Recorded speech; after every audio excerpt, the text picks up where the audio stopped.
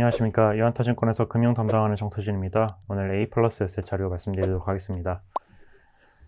A 플러스 에셋 보험 대리점이고요. 보험 대리점이라고 하면 이제 보험사들이 그 상품을 팔 때 있어서 전속 설계사를 활용을 하는 경우가 있고, 그 다음에 여러 회사의 상품을 모아서 파는 보험 대리점을 활용을 하는 경우가 있고, 은행에서 파는 방카슈랑스를 활용을 하는 경우가 있는데, 그 중에 이제 보험 대리점이다라고 보시면 됩니다.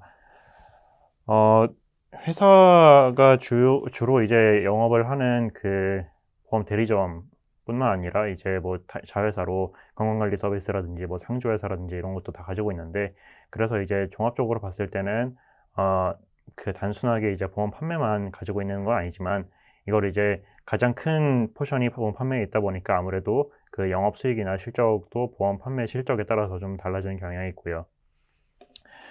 근데 이제 영업수익이 내년에 회복을 할 것이다라고 예상을 하는 거는, 다르게 얘기하면 올해가 안 좋았다는 얘기인데, 초년도 수수료 규제 때문에 그렇습니다. 이건 이제 원수사들한테 해당이 되는 얘기긴 한데요.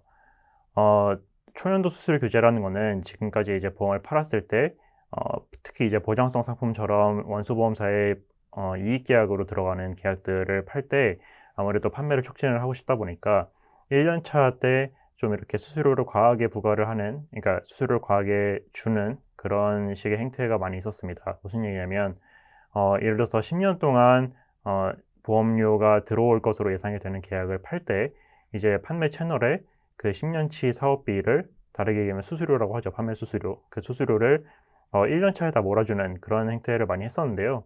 그래서 이제 1200% 룰이라고도 이 초년도 수수료 규제를 얘기를 하는데, 그 1200%의 기준이 초회 보험료의 1200%를 얘기를 하는 겁니다.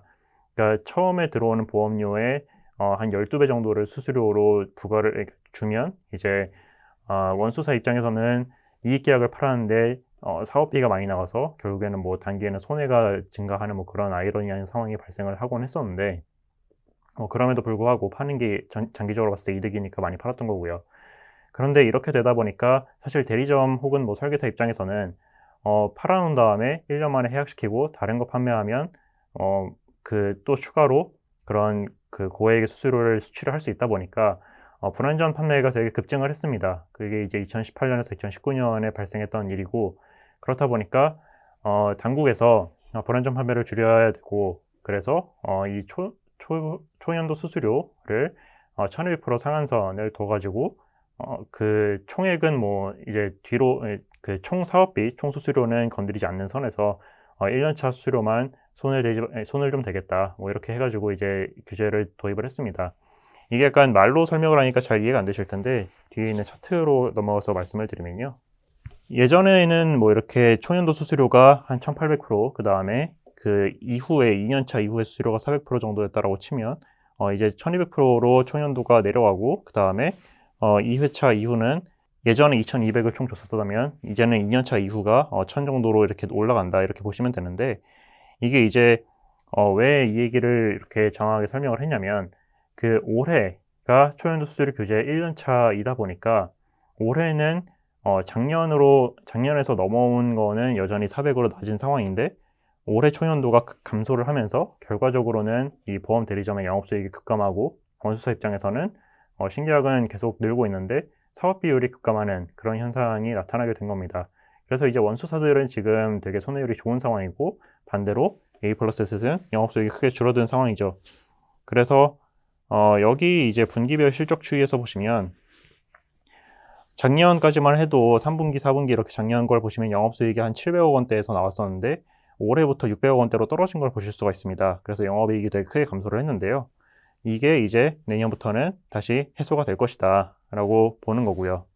그래서 제목도 펀더멘털 개선이 내년에 본격적이다라고 말씀을 드리는 건데요. 일단 이게 이제 내년 영업수익 회복이 중요한 이유다라고 보시면 될 것 같고, 그럼에도 불구하고 뭐 사실 영업수익이 줄어들면 영업비용을 줄이면 되는 거 아니냐라고 생각을 하실 수도 있는데, 그렇게 되면 점유율을 잃어버립니다. 이 점유율을 잃어버린 다음에 점유율을 다시 확대를 하는 게 훨씬 더 비용 투입이 많이 들어가기 때문에, 회사가 계속 설계사 수를 유지를 하고 설계사의 정착률을 더 높이고 이런 정책을 피고 있고요.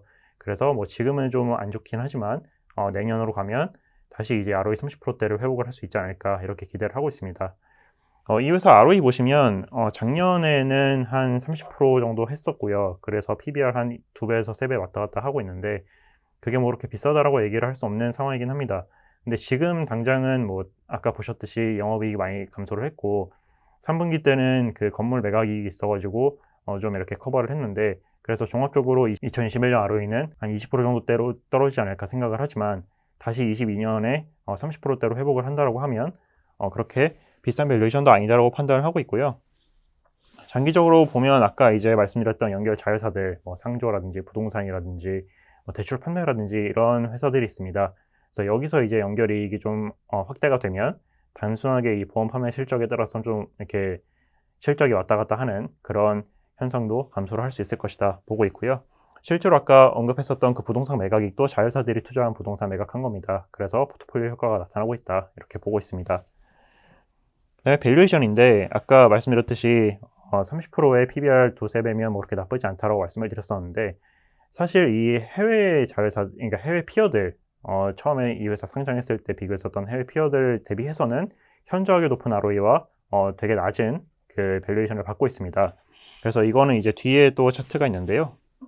A 플러스 에셋이 ROE가 현저하게 높은 거 보실 수가 있고요. 다른 뭐 아서 갤러거나 파노아나 브라운은 한 10%, 20% 왔다 갔다 합니다. 주로 한 15% 정도 생각하시면 되고 PBR은 근데 거의 한 3배에서 4배, 5배 정도 받고 있고요. 그래서 이거 비교하면 뭐 아직 그렇게 비싸지 않다라고 판단을 하고 있기 때문에 내년 턴어라운드와 그 다음에 지금 현재의 피어 대비 낮은 밸류에이션 봤을 때 지금 시점에서 보는 것도 괜찮을 것 같다 이렇게 보고 있습니다. 네, 자세한 내용은 자료 참고 부탁드립니다. 감사합니다.